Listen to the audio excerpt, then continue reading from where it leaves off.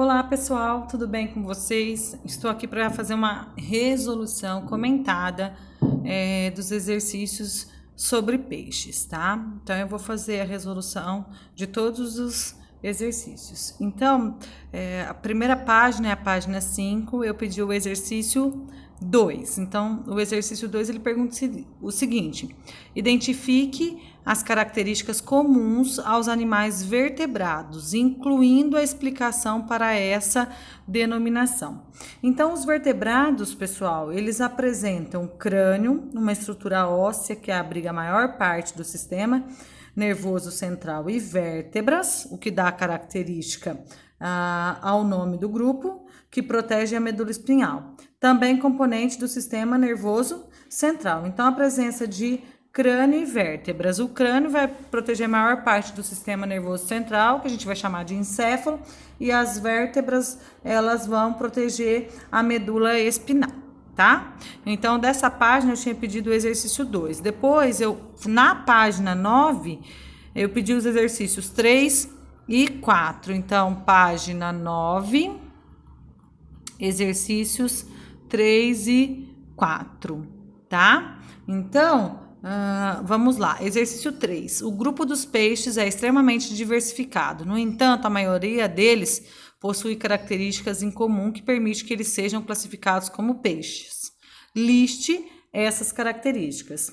Então, são características que permitem agrupar todos os peixes. Respiração por meio de brânquias, presença de bexiga natatória, presença de linha lateral, circulação fechada, coração com 2 cavidades, ausência do controle interno da temperatura corporal, que é conhecido como pecilotermia ou heterotermia, e presença de nadadeiras. Então, essas são as características que permitem a gente agrupar todos os peixes, ok? Exercício 4. Uma pessoa decidiu preparar um peixe assado para o almoço da sua família. Para isso, ela foi ao mercado pela manhã e comprou um peixe inteiro. Antes de comprá-lo, ela observou algumas características físicas e o odor normal do peixe e concluiu que ele estava fresco. Ao chegar em casa, começou a limpá-lo, retirando os órgãos internos, e nesse processo identificou uma bolsa que parecia estar cheia de gases, conforme a imagem a seguir. Diante disso, essa pessoa ficou na dúvida se o peixe comprado realmente estava adequado para consumo ou se estava entrando em estado de putrefação. Considerando isso e seus conhecimentos sobre o assunto, responda as perguntas a seguir. Letra A. Quais as características devem ser observadas quando vamos comprar um peixe para o consumo? Então vamos responder, viu, pessoal? Ao se comprar um peixe para o consumo, os olhos devem estar brilhantes, as brânquias avermelhadas, brilhantes e úmidas, a carne com textura firme e, caso possua escamas, elas devem estar bem aderidas ao corpo.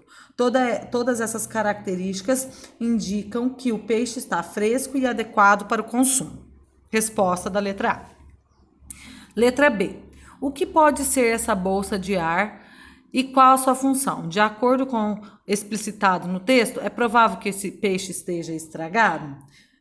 Como foi falado, o peixe tinha odor normal e as demais características eram condizentes com a de um peixe fresco. É pouco provável que esse peixe esteja estragado. As bolsas de ar, elas são as bexigas natatórias e têm a função de reduzir a densidade do corpo, auxiliando na natação.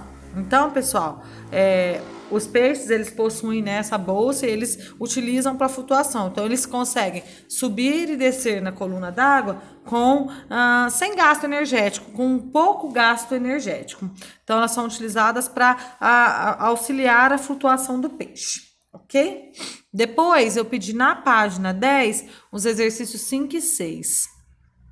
Então, vamos lá, ó. Exercício 5. Observe a figura a seguir que representa a respiração dos peixes e faça o que se pede. Tá? Então, a água entrando pela boca, passando pela estrutura A e depois a estrutura B.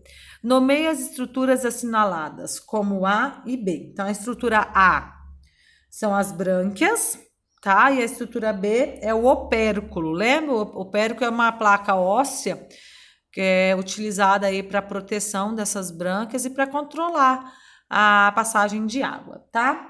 Explique como ocorre a respiração dos peixes. Então, a respiração dos peixes é uma respiração branquial, né, pessoal?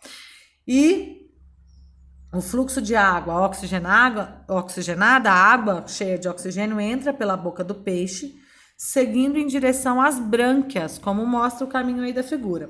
Nas brânquias, o oxigênio é absorvido, onde irá ser distribuído por todas as partes do corpo do animal. É assim que acontece, então, a respiração dos peixes, ok? Então, este foi o nosso exercício 5. Agora, vamos para a resposta do exercício 6. Exercício 6, pessoal. Ele fala o seguinte: observe a imagem a seguir que representa um peixe ósseo e faça o que se pede. Letra A, nomeie a estrutura indicada por A. Então, a estrutura indicada por A é a linha lateral. Explique sua função. Então, a linha lateral, pessoal, é um órgão sensorial, né? Uma estrutura sensorial que vocês viram durante a aula. E ela permite os peixes perceberem as vibrações da água, as correntes de água, sons, as alterações na pressão no entorno. Isso favorece, então, a natação sincronizada de cardumes e a localização de presas e predadores. Ok? Então, essa linha é uma linha sensorial que vai permitir, então, a percepção de vibrações na água. Ok? Depois, na página 15, eu pedi os exercícios 9 e 11. Então, vamos lá para a página 15. Exercícios 9 e 11. Então, pessoal, aqui, ó, o grupo dos peixes, ele pode ser classificado em peixes sem mandíbulas, peixes cartilaginosos e peixes ósseos, ok? Considerando as características desse grupo, preencha a tabela comparativa a seguir. Então, pessoal, eu vou projetar uma outra tela aqui para vocês com o preenchimento dessa tabela, tá? Depois fica mais fácil caso vocês tenham errado, ok? Um minutinho só. Deixa eu pegar aqui.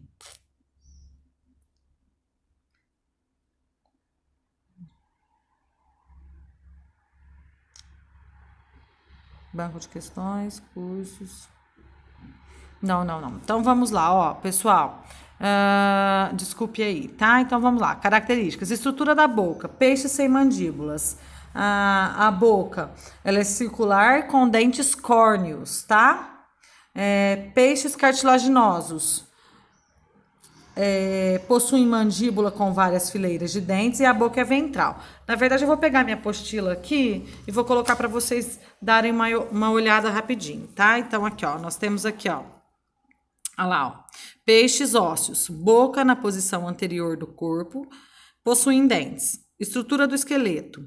Peixes sem mandíbulas. O esqueleto é cartilaginoso. Para peixes cartilaginosos, o esqueleto é cartilaginoso. Para peixes ósseos, o esqueleto é ósseo. Tipo de respiração. Peixe sem mandíbulas. Todos respiração branquial, tá? Peixes sem mandíbulas. Habitat, água doce. Peixes cartilaginosos, água doce e salgada. Peixes ósseos, água doce e salgada. Exemplos, aqui nós temos as lampreias, tá, pessoal? Nos peixes sem mandíbulas, peixes cartilaginosos, tubarões, arraias e quimeras e peixes ósseos. Então, a gente tem vários exemplos. Aqui tem alguns, tá? Piramboia, enguias, sardinhas, atum, salmão, tilápia e outros, tá? Então, aqui nós temos um quadro que responde todas essas características para as 3 classificações: peixes sem mandíbulas, peixes cartilaginosos e peixes ósseos. Ok? Agora, pessoal, ainda nessa página, eu pedi o exercício 11. Então, ele fala o seguinte: descreva a reprodução dos peixes ósseos, incluindo informações sobre fecundação e o seu modo como as formas jovens nascem. Então, vamos lá. A maioria dos peixes ósseos possui fecundação externa, ou seja, o encontro dos gametas, ele ocorre fora do corpo materno, ocorre na água, e é ovípara, tá? Então, é uma fecundação por meio de ovos, tá? O embrião se desenvolve dentro de um ovo, fora do corpo materno. Os ovos, eles são pequenos e dão origem a larvas. Essas larvas são chamadas de alevinos. Então, o desenvolvimento é indireto, passa por estágio larval, né? Tendo que passar pelo processo de metamorfose para dar origem às fases juvenis, que se desenvolvem em adultos sexualmente maduros. E aí também há aqui uma curiosidade, né? Pode existir o cuidado parental nestes animais, ok? Então, a reprodução, a fecundação, ela é externa e, na maioria, ovípara, né? O embrião se desenvolve dentro do ovo e fora do corpo materno, e o desenvolvimento é indireto. Então, as larvas, chamadas de alevino, elas passam por metamorfose até chegar à fase adulta, né? Juvenil adulta, ok? Depois, na página 55, os exercícios 1 e 2. Então, vamos lá, ó, página 55.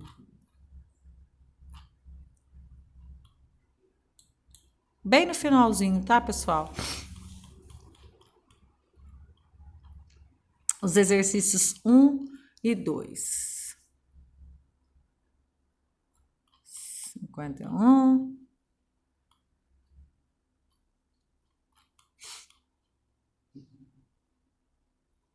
51. Aqui.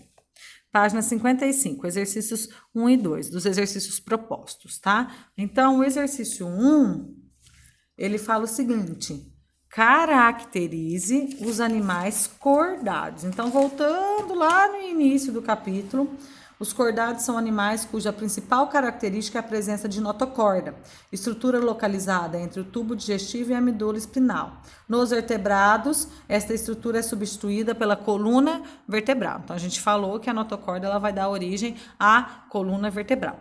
E exercício 2. Identifique as características compartilhadas pelos peixes. Então, esta é uma resposta bem parecida com uma que nós já falamos lá no início do capítulo, né? São características que permitem agrupar todos os peixes. Na verdade, é a mesma resposta. Respiração por meio de brânquias, presença de bexiga natatória, presença de linha lateral, circulação fechada, coração com 2 cavidades, ausência do controle interno da temperatura, que a gente chama de pecilotermia ou heterotermia, e presença de nadadeiras. Então, exercícios 1 e 2 dessa página. E testes, na página 56, o teste 2. Então, ele fala assim, ó, os animais do filo cordata apresentam, em pelo menos alguma da etapa do ciclo de vida, tubo neural, notocorda e fendas faríngeas ou fendas branquiais, tá, pessoal?